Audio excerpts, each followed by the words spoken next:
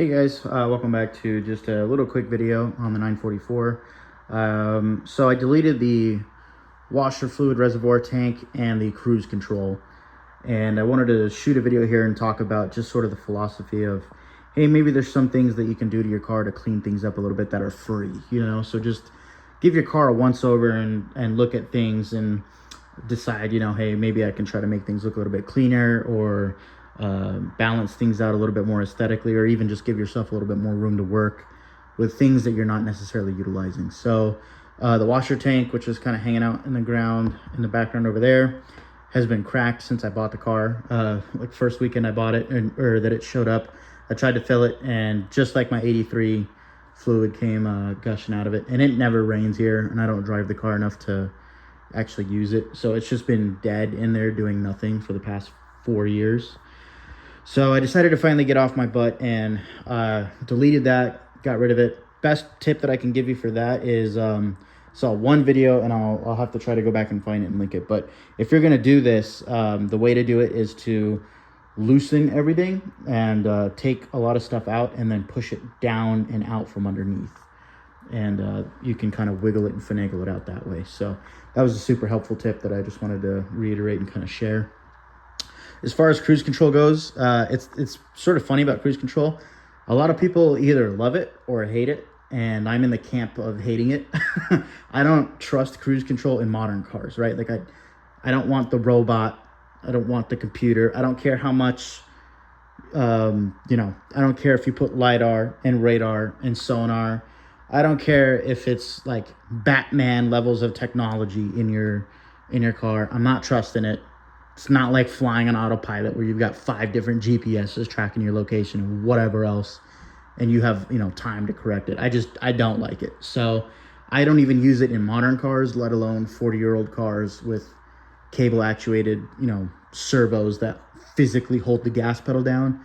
No way, man. Not for me. I'm good.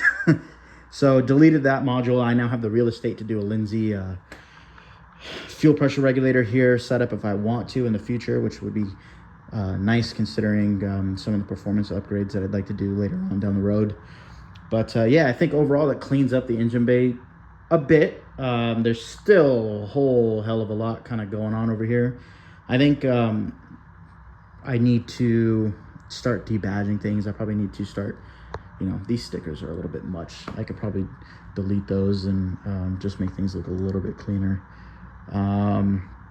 But also I think what would be really cool is I want like a whole intake setup and like carbon fiber air box. I don't know. I'm getting ridiculous with this car now. It just is what it is. But before I go off the rails, again, give the car a once over and maybe look at some things that you could potentially do for free, that aren't going to cost you anything, that can clean up your engine bay and just sort of bring up the aesthetic of the car just a little bit, even if it's a driver, because then you can get under here and clean things a little bit better and have a little more access. So one thing that I love is you have like a full kind of unobstructed view of the cam tower now without the servo in the way and the wire just kind of going over it. So that's really nice. Eventually I'm going to delete the power steering in this car, convert it to manual. So power steering reservoir will be gone. Should make oil changes and a couple of things a little bit easier. And obviously manual steering is supreme. No leaks. Let's see what else. I think that's everything in the engine bay that I wanted to talk about. There's a couple things I need to do. I need to add some chafe protection to the cutouts that we made, the pass-throughs that we made there. I need to get some more lume and just kind of tidy up the turn signal wiring and the tack wiring. Those are 2 things that I want to do. The other thing I want to do is get rid of this yellow oil cap. I think a nice billet oil cap would kind of finish things off pretty nice here. So actually, let's head over into the interior of the car.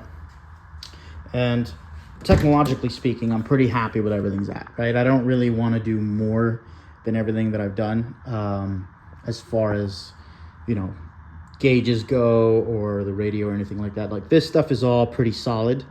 One thought that I've had in my mind is these Lloyd mats have put in a lot of work over the past couple of years, and they are super stout. And it's just kind of to the point where I don't want to abuse them so much that they're, they're too far gone to be saved.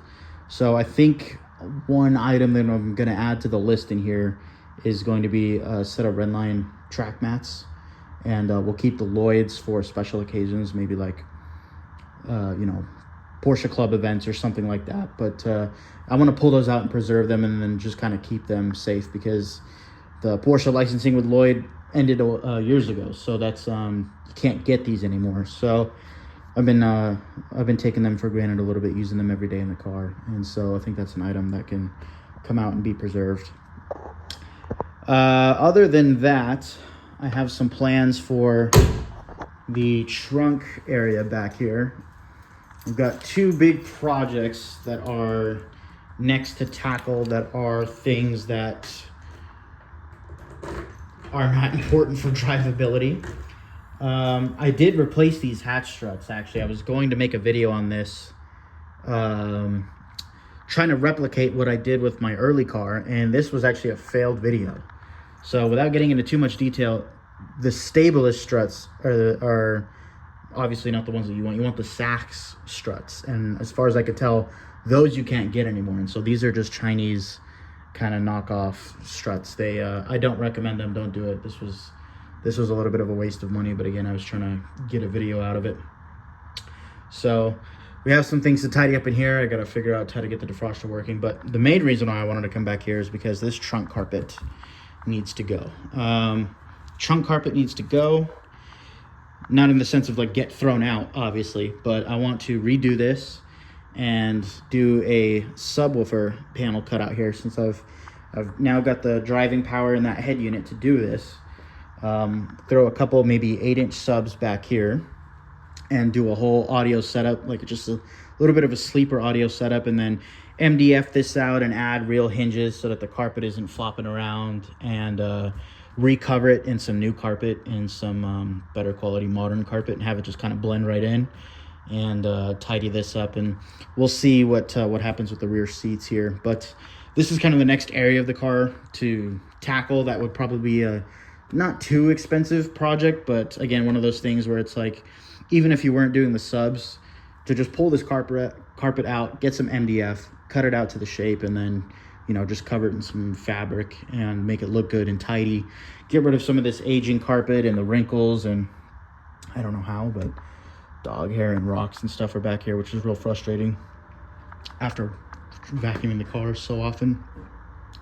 But yeah, that's kind of the state of where things are at. And of course, the other project is going to be getting the computer set up now. Now it's time to kind of start focusing on that and how that's all going to go. That sort of took a back seat to these gauges because of the whole lighting project that happened. I wasn't anticipating on doing these first, but once these are out of the way and that's all paid off and taken care of, then that'll be the next project to focus on. Other than that, though, car's driving very well. Gauges have been doing great. I'm only noticing a little bit of wonkiness with the fuel gauge, but that'll be a whole separate video that I'll talk about, and maybe I'll try to come up with a solution. But yeah, figured I'd make a quick video and just kind of do a short walk around in the car and talk about some things. So that's gonna do it for this one. I appreciate you guys for watching if you made it to the end, and let me know some projects in the comments that you want to do to your car, and maybe give me some inspiration for my car. So with that being said, take care, and I'll see you guys in the next one.